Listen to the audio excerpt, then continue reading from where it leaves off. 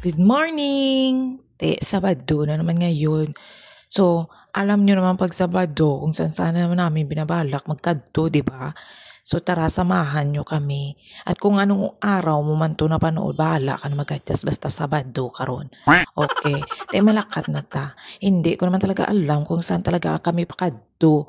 Kasi hindi naman talaga namin alam kung saan talaga yung mga bulaklak na yun. 入閘後及車廂內嚴禁飲食。請注意，入閘後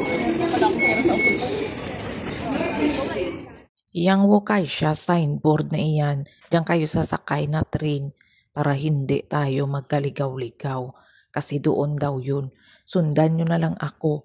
Kung ako gani nakaabot kamo pa di ay, makarating man kamo Kasi diyan tayo pupunta sa Taiwan, nakita mo yung may sky blue. Diyan tayo lilipat. Kaya kailangan pa daw ito magsaylo-saylo. So, lilipat tayo sa sky blue eh. Tapos, pinagdiskitahan na naman ang buhok ko. May ligo naman ako dyan. Hayaan yun ako mukhang palong ng manok. Wala na akong magagawa kaya tinatamad nga ako mag-ayos. Malamig pa. Tapos, hindi ko pa alam kung saan tayo pupunta. Eh di lalo na feeling ko gani daw hindi matayaw kinahanglan. Gwapa ta.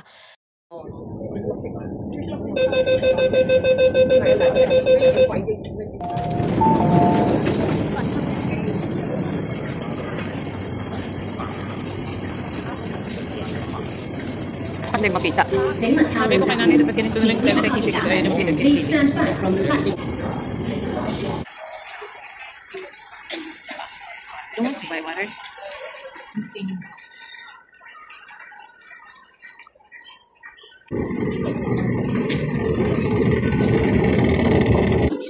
Okay, ito nga yun, number 1. Kailangan nakasakay sa train. Sige ka pa ano?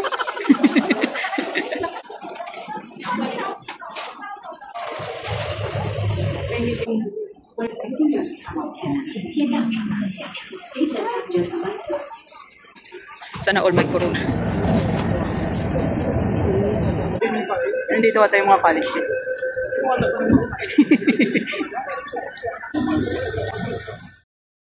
Sa wakas, nakababa na talaga kami. Naghagdan na lang kay pagbaba. Hindi ko man makita kung saan ang elevator at escalator. So, naghagdan na lang kami eh.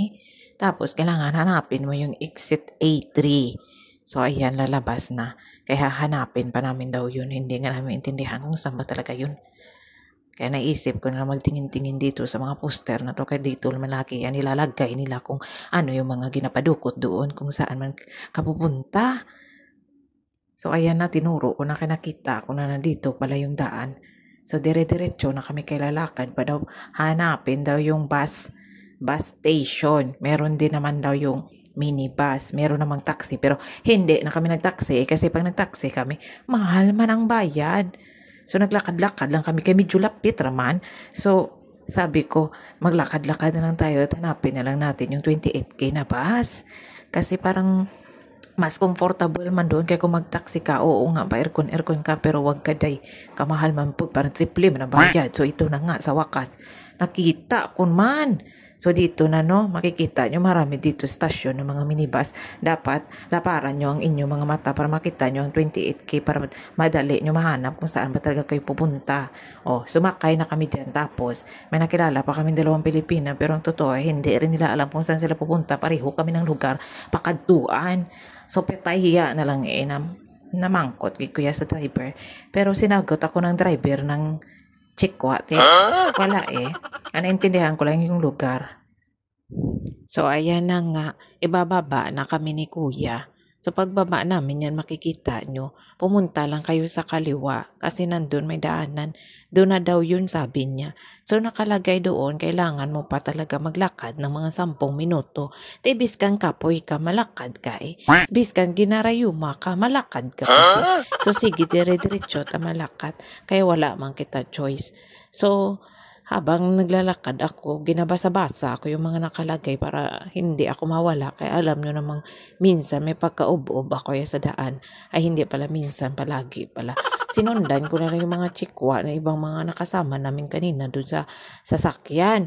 Tapos yung mga ibang Pilipina doon sa unahan, sinusundan ko na lang din.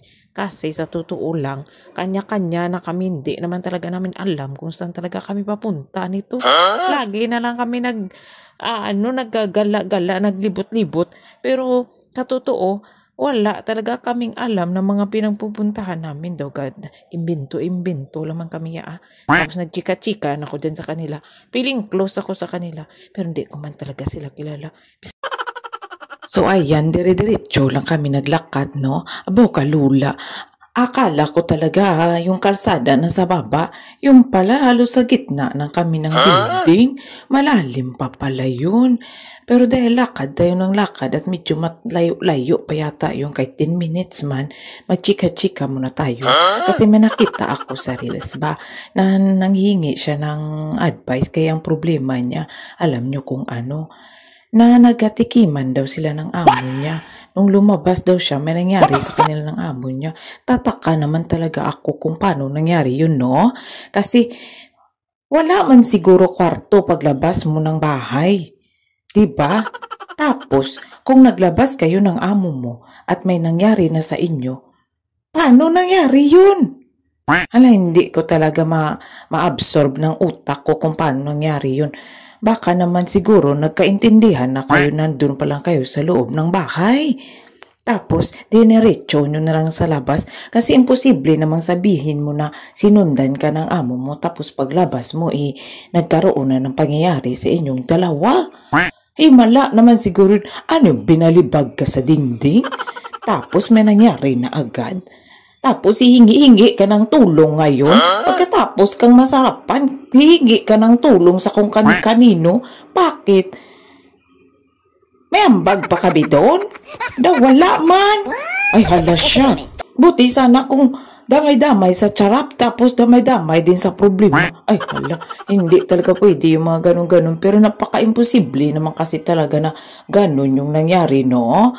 Pero dahil nandito na tayo, tatapusin ko na yung chismis ko kasi nakikita ko naman na yung mga bulaklak, design.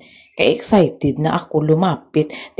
Lumapit ko kaya pupunta ako dito sa Pikas sa kabila. Kabila. So pupunta ako dyan sa teddy bear na malaki kay para klaro ba? Kay malayo man. So, hinihintay ko sila magpa-picture. So, nauna na ko So, ayan, papasok na kami sa loob. Kasi, nakita namin dito, doon pa daw sa loob pala yung maraming bulaklak na yun. So, dire-diretso tayo.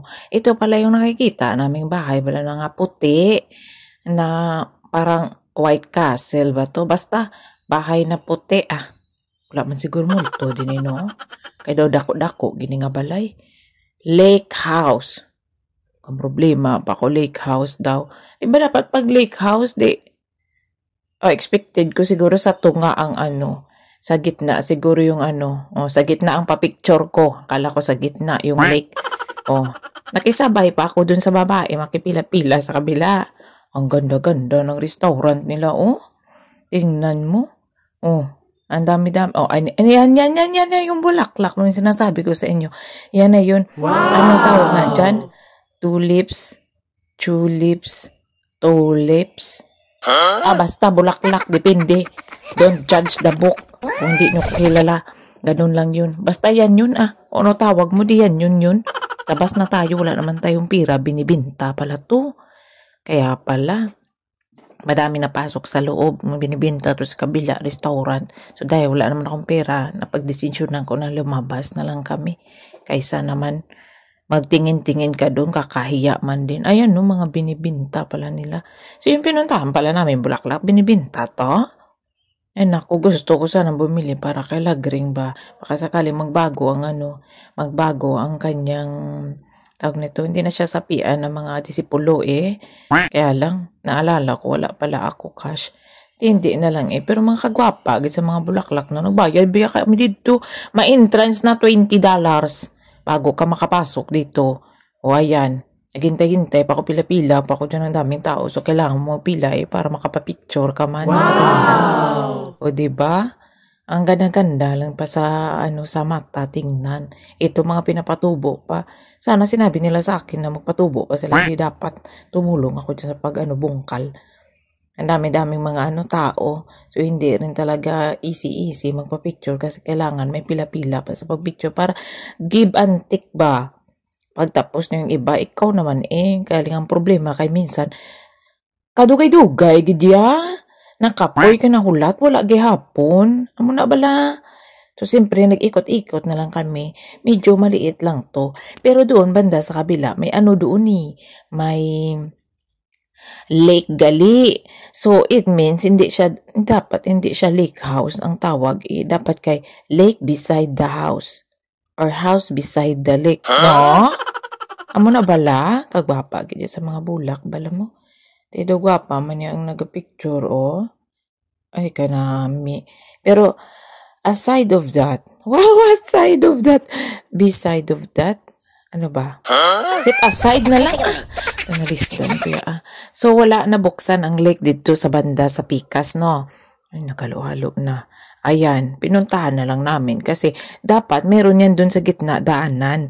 So, dun sa gitna sana makapapicture ka maganda, makita itong bahay na to ng buo. Ang problema, sarado man dun, banda sa may bulaklak na yung daanan. So, umikot pa talaga kami. Pumunta kami dun sa pinakaharap para lang makita to, no? At dahil nakita nyo na umuwi na kami sabi ko, grabe na yung pagod at gutom ko. So kung saan kayo dumaan kanina, dun din kayo bumalik. Tapos mag-cross lang kamo sa kalsada ba? Yan, mag-cross kayo para sa kabilang side. Dun kayo sumakay ng bus. Mandali lang hanapin. Basta kung saan ka kanina lumiko, papasok doon ka din lumabas. Siyempre, alangan. Tapos, dyan makita mo, mayroong mga 72A, 72, basta 72A ba yun? 72A? Ay, 1. Ay, tapos, basta dyan kami sumakay sa harapan din, makakarating ka din. Huwag kang mag-alala, yun lang, salamat, bye. Thank you.